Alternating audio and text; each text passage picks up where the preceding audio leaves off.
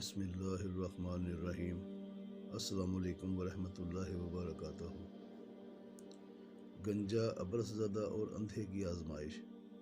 حضرت ابو ہریرہ رضی اللہ تعالیٰ عنہ نے یہ حدیث بیان فرمائی کہ انہوں نے نبی کریم صلی اللہ علیہ وسلم سے سنا۔ حضور صلی اللہ علیہ وسلم نے فرمایا کہ بنی اسرائیل میں 3 شخص تھے، ایک ابرص، دوسرا اندھا، تیسرا گنجا۔ اللہ تعالیٰ نے چاہا کہ ان کا امتحان لے، چنانچہ اللہ تعالیٰ نے ان کے پاس ایک فرشتہ بھیجا۔ فرشتہ پہلے ابرص کے پاس آیا اور اس سے پوچھا، تمہیں سب سے زیادہ کیا چیز پسند ہے؟ اس نے کہا کہ اچھا رنگ اور اچھی جلد، کیونکہ لوگ مجھ سے گھن کھاتے ہیں۔ راوی کا بیان ہے کہ فرشتہ نے اس پر اپنا ہاتھ پھیرا تو اس کی بیماری جاتی رہی اور اس کا رنگ بھی خوبصورت ہو گیا اور جلد بھی اچھی ہو گئی۔ فرشتہ نے پوچھا کہ تمہیں کس طرح کا مال زیادہ پسند ہے؟ اس نے اونٹ یا گائے کا کہا۔ یہ سلسلہ میں شک تھا کہ ابرص اور گنجے میں سے ایک نے اونٹ کی خواہش کی تھی اور دوسرے نے گائے کی۔ اس کے تعین کے سلسلہ میں ان کو شک تھا، چنانچہ اس کو حاملہ اونٹنی دی گئی اور کہا گیا کہ اللہ تعالیٰ تمہیں اس میں برکت دے گا۔ پھر فرشتہ گنجے کے پاس آیا اور اس سے پوچھا گیا کہ تمہیں سب سے زیادہ کیا چیز پسند ہے؟ اس نے کہا کہ عمدہ بال، اور میرا یہ عیب ختم ہو جائے، کیونکہ لوگ اس کی وجہ سے مجھ سے پرہیز کرتے ہیں۔ راوی کا بیان ہے کہ فرشتہ نے اس کے سر پر ہاتھ پھیرا اور اس کا عیب جاتا رہا اور اس کے عمدہ بال آ گئے۔ فرشتہ نے پوچھا کہ تمہیں کس طرح کا مال زیادہ پسند ہے؟ اس نے کہا کہ گائے۔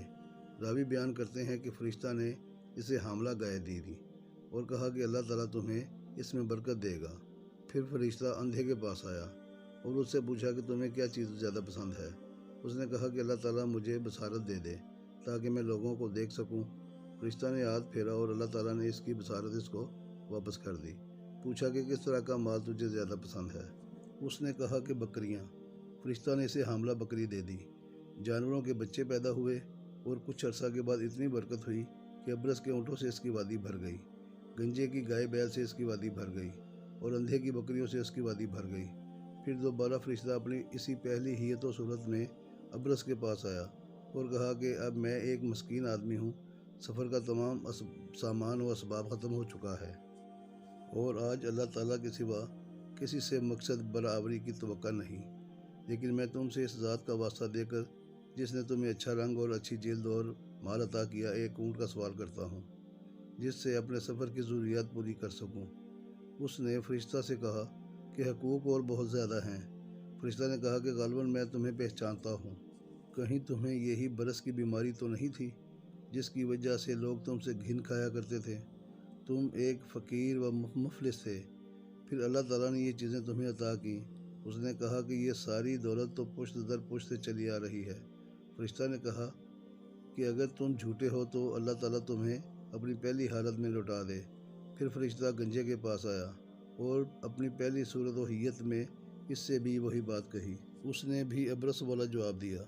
فرشتہ نے کہا کہ اگر تم جھوٹے ہو تو اللہ تعالیٰ تمہیں اپنی پہلی حالت پر لوٹا دے۔ اس کے بعد فرشتہ اندھے کے پاس آیا اپنی اسی پہلی صورت اور شکل میں اور کہا کہ میں ایک مسکین آدمی ہوں اور مسافر ہوں، سفر کی تمام اسباب ختم ہو چکے ہیں اور اللہ تعالیٰ کے سوا کسی سے مقصد برابری کی توقع نہیں۔ میں تم سے اس ذات کا واسطہ دے کر جس نے تمہیں بصارت دی، ایک بکری مانگتا ہوں جس سے میں اپنے سفر کی ضروریات کو پورا کر سکوں۔